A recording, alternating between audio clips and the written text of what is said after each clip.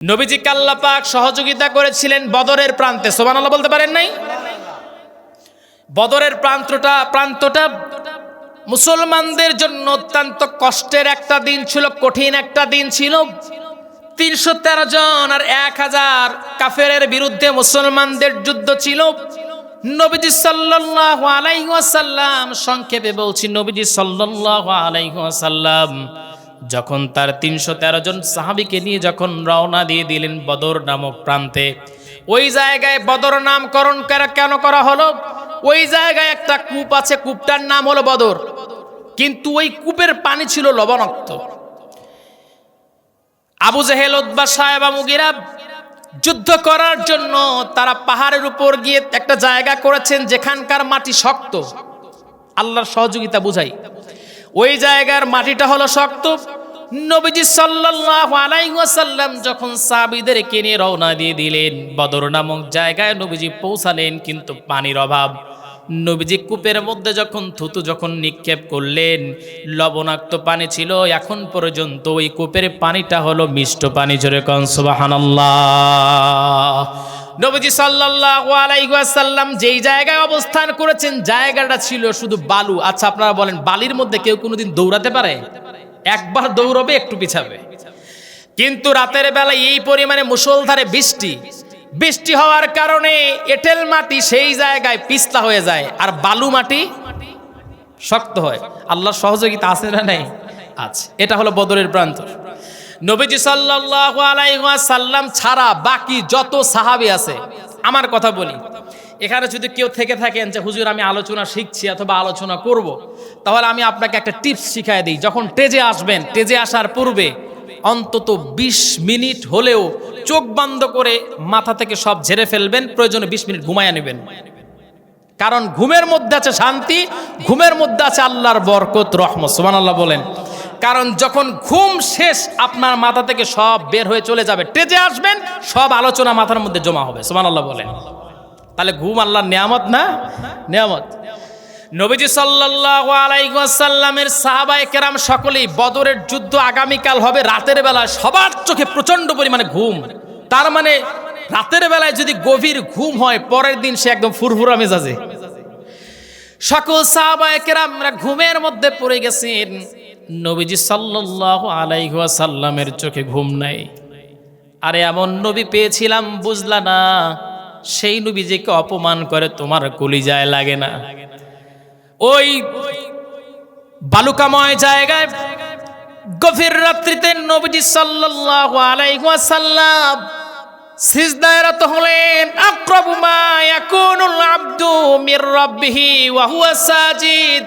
বান্দা যখন সিজদায় পড়ে যায়, সিজদায় পড়ে যখন বান্দা তার কষ্টের কথাগুলো যখন আল্লাহর সঙ্গে শেয়ার করে, আল্লাহ রাব্বুল আলামিন বলেন, যখন বান্দা সিজদায় পড়ে যায়, আমি আল্লাহ পাক বান্দার সামনে চলে আসি।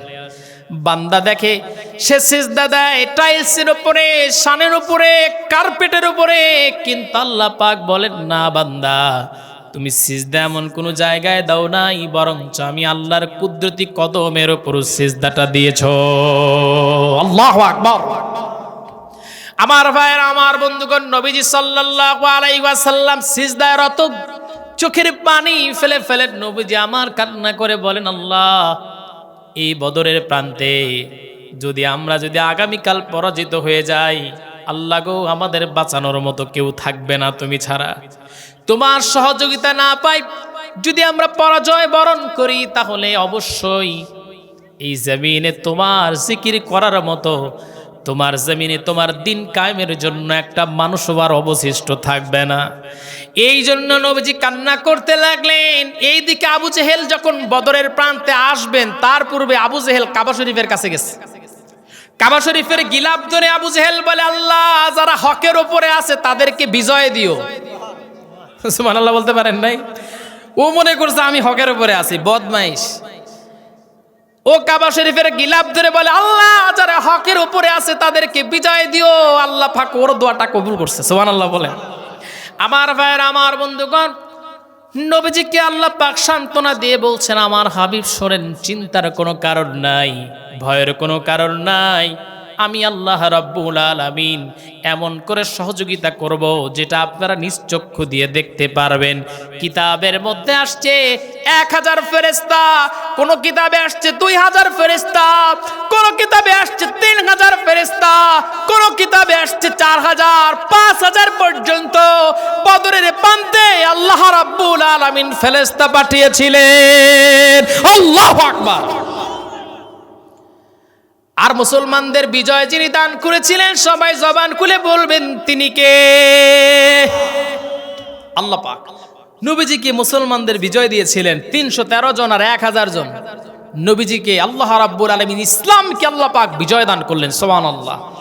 একজন সাহাবী বলেন আমি একজন কাফিরকে আঘাত করব, কিন্তু তার সামনে গিয়ে যখন দাঁড়াই, তার সামনে গিয়ে দাঁড়ায় দেখতে পেলাম ওই কাফেরের মাথা থেকে ঘাড় থেকে মাথাটা আলাদা হয়ে গেল, কিন্তু আশেপাশে তাকায়া দেখলাম কেউ তাকে আঘাত করে নাই। পরের দিন নবীজি সাল্লাল্লাহু আলাইহি ওয়াসাল্লাম বিজয়ের পর বললেন সাহাবীরা শোনো, আল্লাহ রাব্বুল আলামিন আসমান থেকে আমাদের সহযোগিতা করেছেন ফেরেশতার মধ্য দিয়া। সাহাবীরা বলেন নবীজি তরবারি নিয়ে সামনে যাই, কিছু অল্প তরবারি, কিন্তু সামনে যখন যাই দেখি কাফেরটা দুনিয়া থেকে বিদায়। তার মানে আল্লাহরে বন্ধু হিসাবে গ্রহণ করেছি, অভিভাবক হিসাবে গ্রহণ করেছি, আল্লাহ পাক আমাদেরকে বিজয় দান করেছেন। আমার ভাইরা, আমার বন্ধুগণ, এই বদরের প্রান্তে নবীজি সাল্লাল্লাহু আলাইহি ওয়াসাল্লামের প্রিয় 14 জন সাহাবী শহীদ হয়ে যায়। তার মধ্যে একজন প্রিয় সাহাবী, নবীজির বৃদ্ধ সাহাবী, এটা নবীজি সাল্লাল্লাহু আলাইহি ওয়াসাল্লাম মাঝে মধ্যে যখন যুদ্ধ থেকে ফিরে অথবা কোনো জায়গা থেকে ফিরে যখন নবীজি সাল্লাল্লাহু আলাইহি ওয়াসাল্লাম সাহাবীদেরকে নিয়ে যখন মদিনাতে প্রবেশ করবেন, তার পূর্বে প্রায় 1 মাইল দূরে নবীজি সাল্লাল্লাহু আলাইহি ওয়াসাল্লাম একটু রেস্ট করতেন। মদিনার মানুষেরা, মদিনার মেয়েরা তারা দেখতে পেত ওই যে আমার স্বামী আবার আমাদের সেই কাফেলা, মুসলমানদের কাফেলা অচিরেই মদিনাতে প্রবেশ করবে। যাদের ঘর গোছানোর প্রয়োজন, যাদের খাবার গোছানোর প্রয়োজন, সকল কিছু গুছায়া নিতেন। নবীজি সাল্লাল্লাহু আলাইহি ওয়াসাল্লাম সাহাবায়ে কেরামদেরকে নিয়ে সেই জায়গায় বসে আছেন। একজন সাহাবী বলেন নবীজি এত সুন্দর ঘ্রাণ জীবনে কোনোদিন পাই নাই। নবীজি এত সুন্দর ঘ্রাণ আমি পাচ্ছি, এটা কি আপনারাও পাচ্ছেন নাকি? সকল সাহাবীরা বললেন ইয়া রাসূলুল্লাহ এত সুন্দর ঘ্রাণ জীবনে কোনোদিন পাই নাই। নবীজি বললেন এত সুন্দর ঘ্রাণ কোথা থেকে পাচ্ছ? শোনো, এখানে একটা কবর রয়ে গেছে, যেই কবরের মধ্যে আমার প্রিয় একজন বৃদ্ধ সাহাবীকে আমি নবীজি নিজে নামায়া দিয়েছিলাম। বদরের প্রান্তে তিনি যুদ্ধের জন্য রওনা দিয়ে দিলেন কাফের বেঈমানদেরকে তিনি কচুকাটা করার জন্য। হঠাৎ করে তার পায়ের ওপরে একজন কাফের তরবারি দিয়ে আঘাত করলো, পাওটা দ্বিখণ্ডিত হয়ে গেল। আমার এই সাহাবীকে যুদ্ধ শেষে আমরা যখন নিয়ে আসলাম মদিনায়, নিয়ে এসে চিকিৎসা দিব, কিন্তু তার পূর্বেই রক্তক্ষরণে আমার এই সাহাবী এই জায়গায় এসে দুনিয়া থেকে বিদায় হয়ে গেল। মদিনার সৌদি আরবের নিয়ম অনুযায়ী যে জায়গায় মারা যায় তার সেই জায়গায় কবর দেওয়া হয়। নবীজি বললেন আমার এই সাহাবী যেখানে মারা গেলেন, আমি তাকে বললাম, সাহাবীদেরকে বললাম তোমরা কবর খনন করো। কবর খনন করা হলো। কবর খনন করার পর সেই কবরের মধ্যে আমি নবীজি নিজে নামলাম। নামার পর আমার প্রিয় সাহাবীকে আমি কবরস্থ করলাম আর আল্লাহকে ডেকে বললাম, আল্লাহ তোমার জমিনে তোমার দিন কায়েমের জন্য আমার এই বৃদ্ধ সাহাবী পিছপা হয় নাই, নিজের সব রক্ত দিয়ে দিয়েছে তোমার জমিনে তোমার দিন কায়েমের জন্য। আয় আল্লাহ, আমার এই সাহাবীর উপর আমি প্রচন্ড প্রচন্ড প্রচন্ড পরিমাণে খুশি ছিলাম, তুমি আল্লাহ আমার এই সাহাবীর উপর খুশি হয়ে যাও। আল্লাহ রাব্বুল আলামিন সেই দিন থেকে নিয়ে কিয়ামত দিবস পর্যন্ত এই জায়গা থেকে তার কবর থেকে এমন একটা সুঘ্রাণ বের করে দিয়েছেন, কিয়ামত পর্যন্ত এই সুঘ্রাণ থাকবে। আল্লাহু আকবার।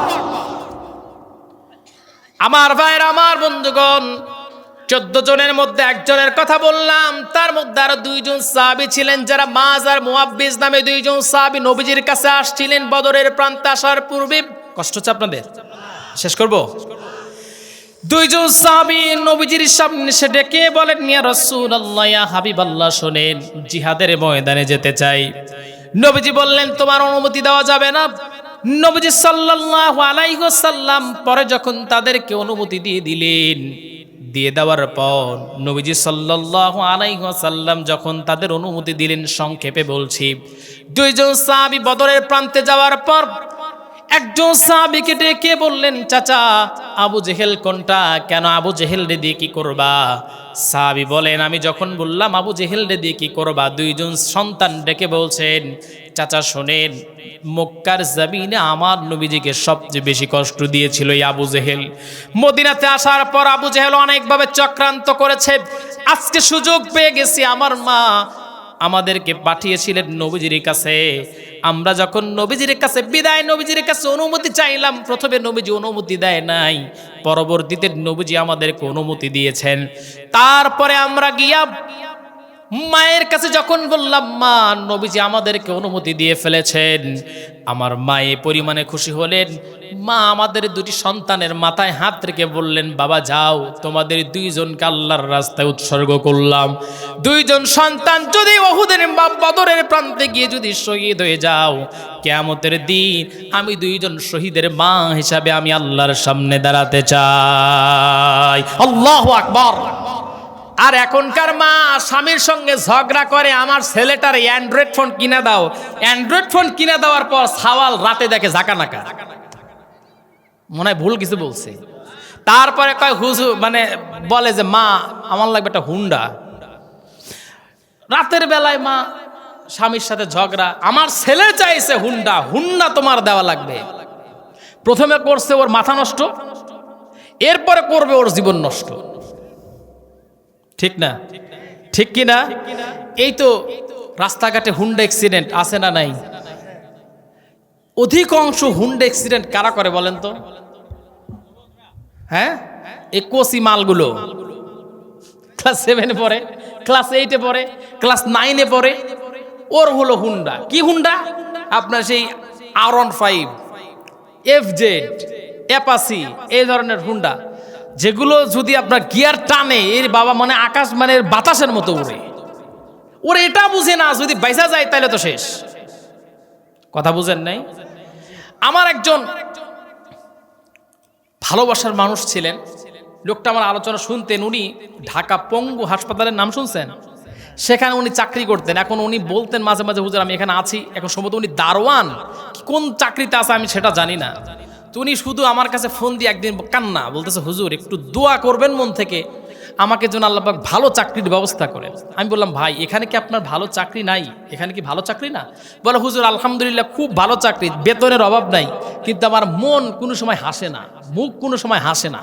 তা আমি ব্যাখ্যা চাইলাম, বলেন ঘটনা কি? বলে, হুজুর কোটিপতি একটাই ছেলে, চাইছে হুন্ডা, দিছে হুন্ডা কিনা, ছেলে এত জোরে চালাইছে মাথা নাই দেহ আছে। এরকম প্রত্যেকটা দিন কমপক্ষে 100টা করে লাশ আসে, না কারো ঠ্যাং নাই, না কারো হাত নাই, অথচ কোটিপতি। হুজুর আপনি বলেন, এটা দেখার পর আমার মুখ কি আর হাসতে পারে? আমি তো দেখলাম আসলে কথা সত্য। পরে বললাম, ভাই আপনার টার্গেটটা কি এখন সেটা বলেন। কয়, হুজুর আমি এই জাহান্নামে থাকতে চাই না, আমি এখান থেকে বিদায় নিতে চাই। বললাম, আমি দোয়া করে আল্লাহ পাক ব্যবস্থা করেন। অনেক দিন পর একদিন ফোন দিয়ে বলতেছে, হুজুর আমি আনসারে যোগ দিয়েছি, আনসারে আমার চাকরি। উনি খুবই খুশি, বলতেছে, হুজুর আমি আপনাকে ব্যক্তিগতভাবে একটা মানে পরামর্শ দিই, রিকোয়েস্ট করি, কখনো নিজের ভাই নিজের আপনজনকে হুন্ডা কিনে দেওয়ার পরামর্শ দিয়েন না। তার কারণ আমি জীবনে এত অ্যাক্সিডেন্ট দেখছি, এত লাশ দেখেছি, এত হাত নাই পাও নাই এমন ছেলে দেখছি, যে আমার মনে হয় যে হুন্ডাটাই বাংলাদেশ থেকে তুলে দেওয়া উচিত। অতএব সন্তানকে হুন্ডা নয় বরং জীবন দেন।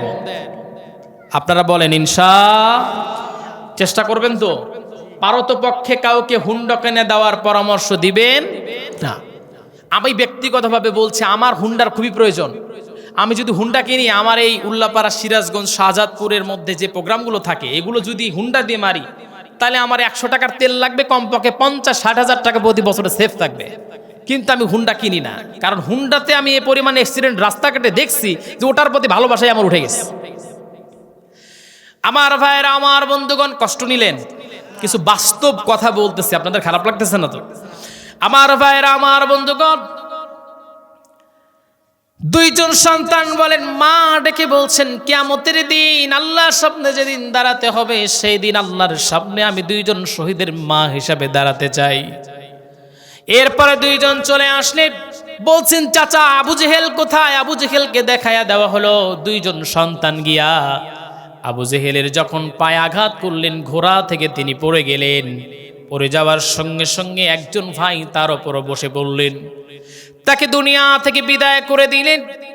আমার ভাইরা, আমার বন্ধুগণ, আল্লাহ পাক কোরআনুল কারীমের মধ্যে বলছেন, ইন্নাল্লাহা ইউহিব্বুল্লাযীনা ইউকাতিলুনা ফী সাবিলিহি সাফফান কাআন্নাহুম বুনয়ানুম মারসুস।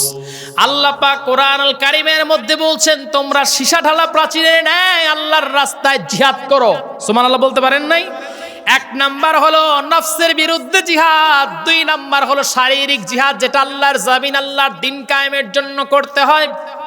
যাই হোক, ওই দিকে যাব না, কিন্তু আল্লাহ পাক আয়াতটার মধ্যে সীসা ঢালা প্রাচীরের কথা কেন বললেন?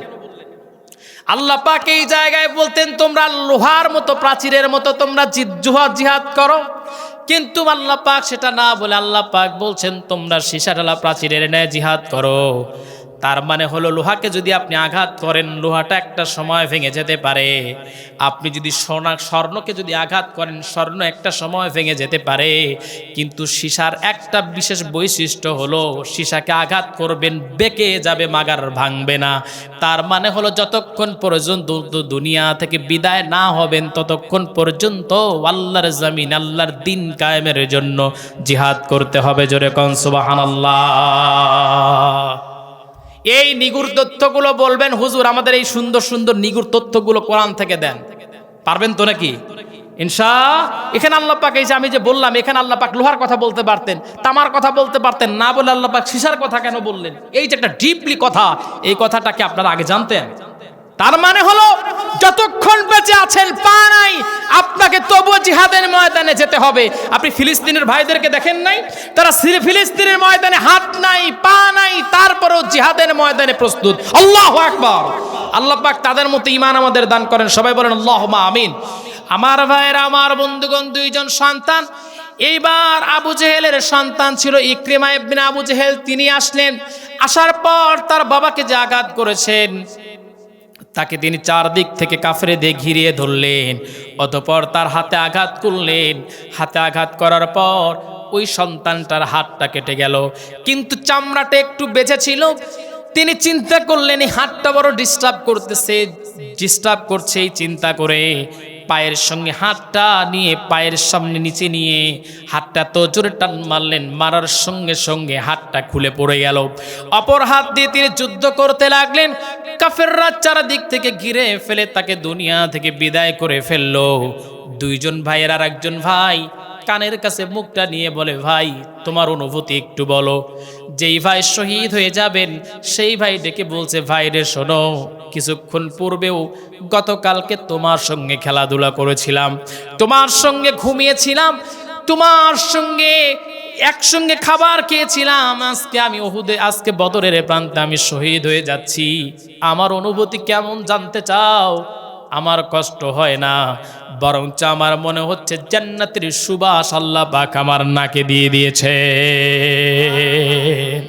আমার ভাইয়ের, আমার বন্ধুগণ, আল্লাহরে বন্ধু হিসাবে গ্রহণ করে যদি নেন, বদরের প্রান্তে যেমন করে মুসলমানদের আল্লাহ সহযোগিতা দান করেছিলেন, আল্লাহ পাক তেমন করে আমাকে আপনাকে সহযোগিতা করবেন, ঠিক কিনা? আমার ভাইয়ের, আমার বন্ধুগণ, একটা জ্বলন্ত প্রমাণ আপনাদেরকে দেই আল্লাহর সহযোগিতা কতটা সুন্দর। দেখেন, 17টা বছর একজন মানুষ দ্বারা আমরা নির্যাতিত হলাম। তিনি যখন গুছায়া উঠেন নাই, ঘরে গুছায়া উঠেন নাই, তখনও হেফাজত আন্দোলন গেছে, জামাত ইসলামের আন্দোলন গেছে, ছাত্র আন্দোলন কয়েকবার গেছে, সেগুলোকে তিনি সামলিয়ে নিয়েছেন। একদম গ্রাম পর্যায় থেকে শুরু করে প্রত্যেকটা সেক্টরে তার লোক সেট করছে। যখন সে স্বয়ং সম্পূর্ণ, অতঃপর আল্লাহ রাব্বুল আলামিন জুতা পেটা করলেন। আন্তর্জাতিক অপরাধ ট্রাইব্যুনাল যেটা তিনি গঠন করেছিলেন, সেখানে তারই ফাঁসির রায় হয়েছে। অতএব আগামীর দিনে আমার যে ভাইয়েরা নির্বাচনের চিন্তা করেন, হোক সে জামাত, এনসিপি, বিএনপি যাই হন, শিক্ষা নেন, হাসিনার চেয়ে বেশি চোকামাতা লাওয়ান নাই। এটা আমি আমার মানে ভাষায় বললাম, হাসিনার চেয়ে তীক্ষ্ণ ব্রেনিয়ান আপনি হন না, ব্রিলিয়ান হন নাই। হাসিনা যে রাজনীতির মাঠে, সে যে কত একজন মেধাবী মানুষ, খেলোয়াড়, এরকম আপনারা এখনো কেউ হন নাই। অতএব আগামীর দিনে শিক্ষা নেন, কেউ যদি কোনো ফ্যাসিস্ট হতে চান তার অবস্থা একটু জঘন্য হবে। আমার ভাইয়েরা, আমার বন্ধুগণ, আল্লাহ পাক কতবার জুতা পেটা করলেন, সব বাহিনী তার আর আমার ছাত্র ভাইরা মিলে, আর আল্লাহর সহযোগিতা ছাড়া এটা সম্ভব ছিল না, ঠিক কিনা? যে সকল সন্তানকে হত্যা করা হয়েছে, আমার মনে পড়ে যায় এখনো শহীদ মাহফুজের কথা। আল্লাহর গোলাম আল্লামা দেলোয়ার হোসেন সাঈদী রহমাতুল্লাহি আলাই, তার ফাঁসির রায় শুনে 2013 সালে যখন তিনি পূর্ব দিলুয়া, যখন তিনি গিয়েছিলেন, তাকে এই ফ্যাসিস্টের বাহিনীরা তাকে গুলি করে তাকে হত্যা করেছে। আমার খালাতো ভাই মাহফুজ, এখনো ওর বাড়িতে আমি যাই না, এই জন্য যাই না, ওর মা আমাকে দেখলে এখনো কান্না করে। ওর মা বলে, বাবা সাব্বির তুমি আসছো, আমার মাহফুজ আসে নাই। এরকম করে মা কান্না করে। এইরকম মাদের চোখের পানি বৃথা যেতে পারে না মুসলমান। আল্লাহ পাক জুতা পিটা করে ক্ষমতাচ্যুত করেছে। অতএব এখান থেকে শিক্ষা নেওয়ার দরকার আমাদের, আছে না নাই? সবাই কোন আছে না নাই? আল্লাহ পাক আমাদের বুঝার তৌফিক দান করেন, সবাই বলেন আল্লাহুম্মা আমিন। আমার ভাইরা, আমার বন্ধুগণ, আল্লাহ পাককে বন্ধু হিসেবে গ্রহণ করে নিন। আল্লাহ পাক অবশ্যই আপনাদেরকে সহযোগিতা দান করবে।